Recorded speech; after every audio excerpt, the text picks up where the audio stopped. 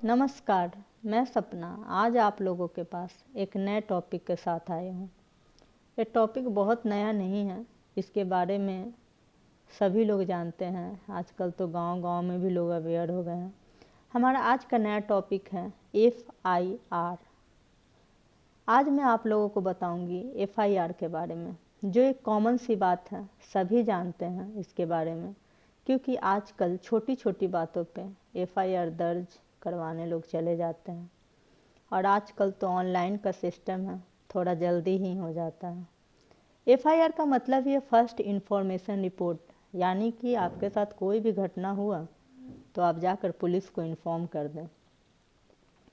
FIR कई मामलों में होता है, बट इसमें कुछ मामले कॉग्निजेबल होते हैं, कुछ नॉन कॉग्निजेबल होते हैं।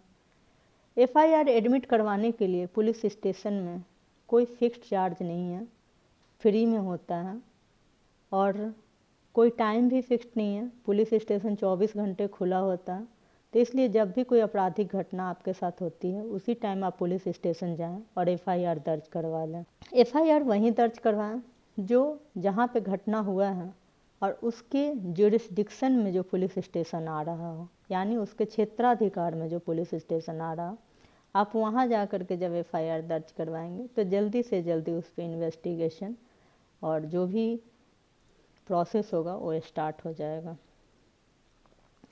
FIR को CRPC, जो हमारा क्रिमिनल प्रोसीजर कोड है, उसमें 154 सेक्शन में इसके बारे में बताया गया है। और कभी कभी FIR कोई दूसरा पर्सन भी किसी के बिहाफ पे जाके एडमिट करवा सकता है।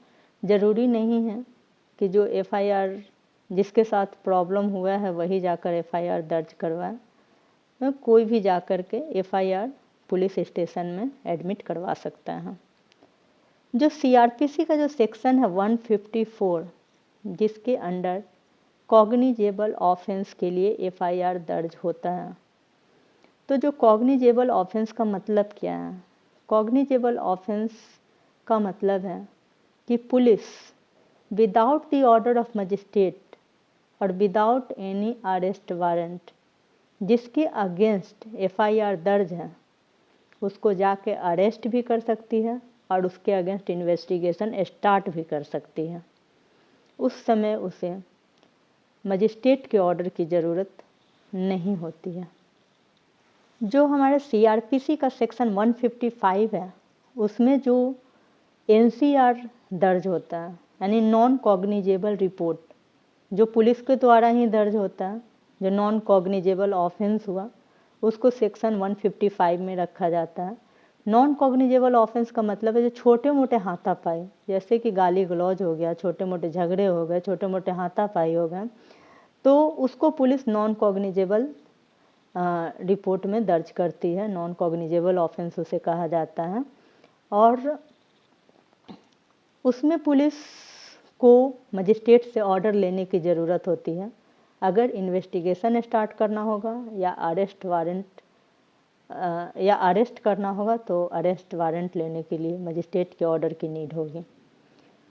एक जो इम्पॉर्टेंट बात है, अगर किसी के अगेंस्ट FIR होती है और उस FIR में 2 या 2 से अधिक मैटर नॉन कॉग्निजेबल है और एक मैटर कॉग्निजेबल है, तो उस FIR को कॉग्निजेबल ट्रीट किया जाएगा, नॉन कॉग्निजेबल ट्रीट नहीं किया जाएगा।